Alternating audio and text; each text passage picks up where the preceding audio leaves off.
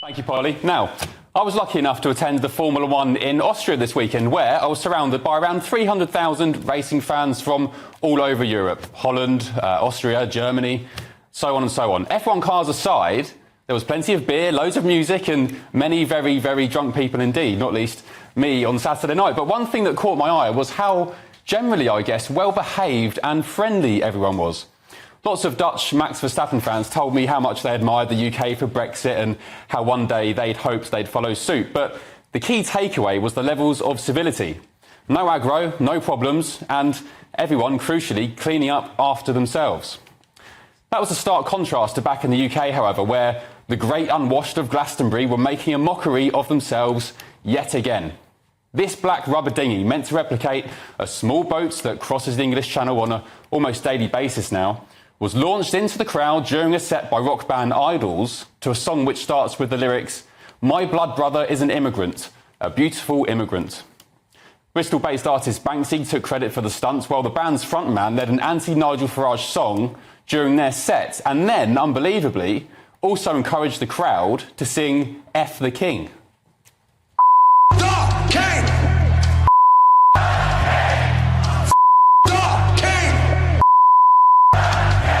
It's an anti-fascist song.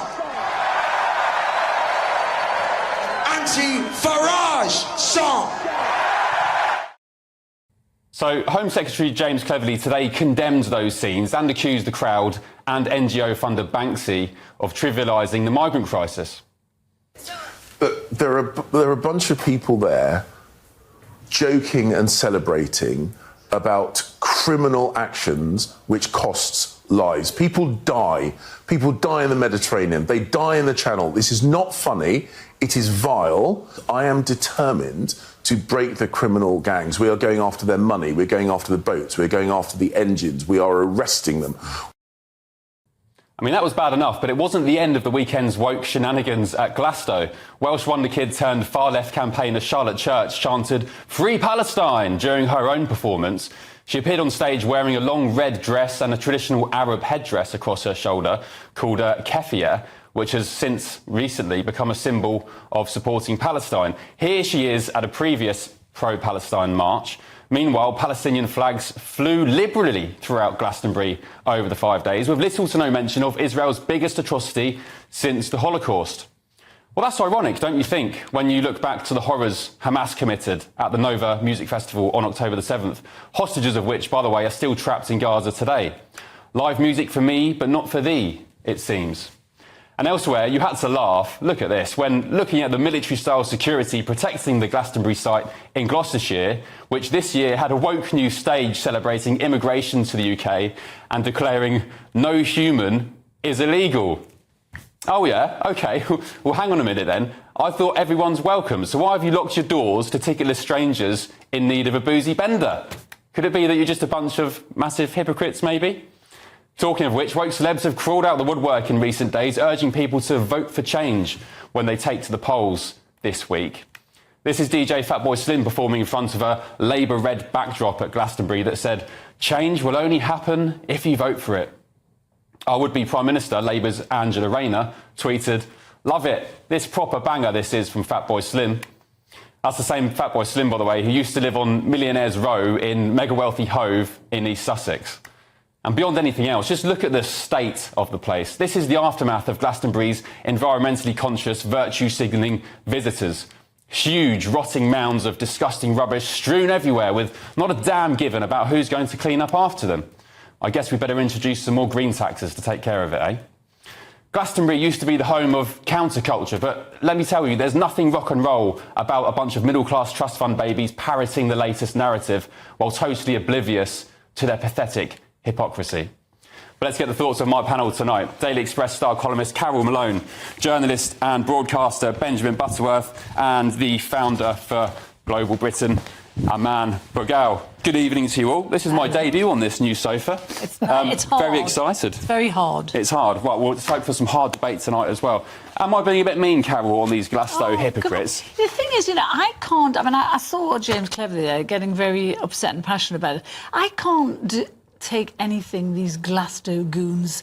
I can't take it seriously. You know, they're just so predictable. So, you know, they're part of the establishment now. You know, the last few years, Glastonbury has been like a sing-along for OAPs. You know, we had Diana Ross, we had Paul McCartney, we had the Pet Shop Boys, we have Elton John, all people who are no longer big time. And here they are making political statements all of a sudden. I mean, who gives a stuff what Charlotte Church has to say about anything? The thing is that, you know, I was a bit disappointed in the what do you call him, Banksy's statement there with the thing. Not because of the reasons that Cleverly was outlining, but, you know, Banksy in my head has always been a bit of a rebel, a bit of an innovator. And I just thought this was all very bourgeois. Well, that's the whole point. Middle class is what you said. And it was just so predictable. He's joined the liberal elite. And it's just so predictable. I mean, Benjamin, and stupid. That is the whole point. I mean, Glastonbury, as I said, and yesterday it used to be, you know, anti-government, you know, fighting against the man and anti-establishment. Now they just parrot the same old lines they hear on mainstream media, and also, by the way, just to add at the end, just leave the place looking like a complete dump. I think you need to get a life. I mean, honestly, there's nothing more tragic. Let's all go to Glastonbury, should we? People sat there shouting at other people having a fun time and enjoying their lives. Is that fun, though? Well, it's launching a fake lifeboat full of migrants. Is it? Is that fun? Which wasn't even accurate. There was women and children in there. Generally, it's always men, so you got that one wrong. Wouldn't it be fun to the 240 people who've died since 2000? The question you asked, the question I was answering was not about the piece of art that was the Banksy boat going over the crowd. Look, you know, I think that was a lot of people saying that they care about refugees. Oh, was it? That they should be visible. They're laughing and shouting and jeering. No, really? they care about refugees, and that was the lyrics to the songs. My beautiful immigrant. And I think we should celebrate that. You're a staunch defender of Israel, and particularly what happened since October the 7th, of course. What do you make of the likes of Charlotte Church, all these pop stars, these Palestinian flags waving everywhere? Well, I mean, it's obviously not my conclusion, and I think it's a horrible shame that, given these young people were attacked at a music festival, quite a left-wing music festival in Israel, I think it's a shame that they don't think about it. But look, there were videos of Coldplay on Saturday night, I think it was, and there are Nova flags, Nova being the music festival, right at the front, and there were Israel flags there.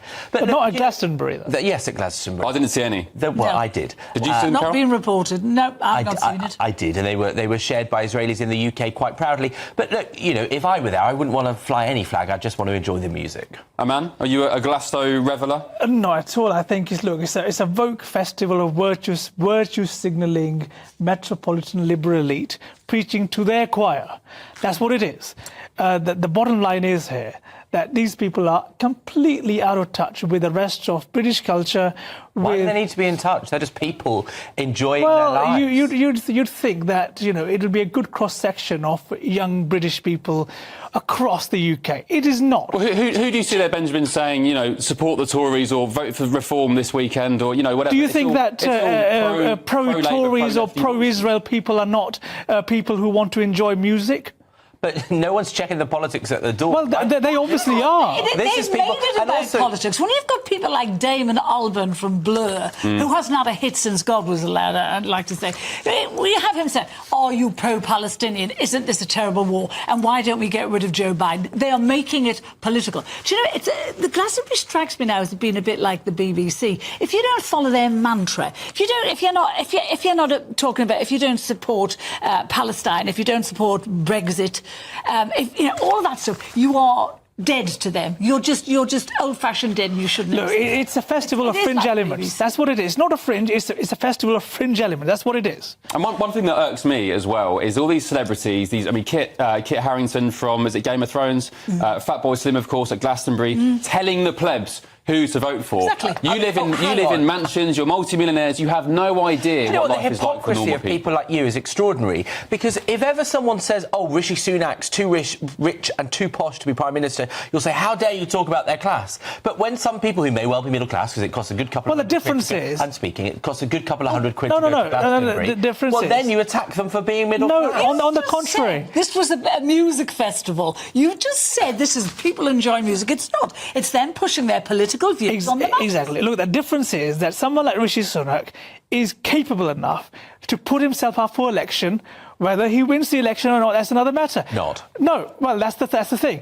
Whereas these people, they're just preaching. They're preaching to the rest of us plebs. If they want to preach politics, then let them stand for election and see what happens. Well, the hypocrisy is so obvious. First No, of it's all, not. When you say Rishi's too posh, you say, how dare you say that? And then you say, I believe in free speech with no caveats, but not if you're Fat Boy Slim or someone else who's on the left at a Well, either it's the music they either festival. have free speech or they don't, Well, right? do you remember when they were hollering in 2019 for Corbyn? Do you remember? Oh, yes. Corbyn. F the how Tories. fantastic he was. They just kind of latch on to whatever they think is anti-establishment. Well, do you know what? Not realising they look like the liberal establishment Well, themselves. first of all, Fatboy Slim actually went to school with Keir Starmer, so they've known each other for 50 or 60 years. Kind of says it all. So, you know, it's no wonder that he wants Keir Starmer to be Prime Minister. He's clearly a sound man.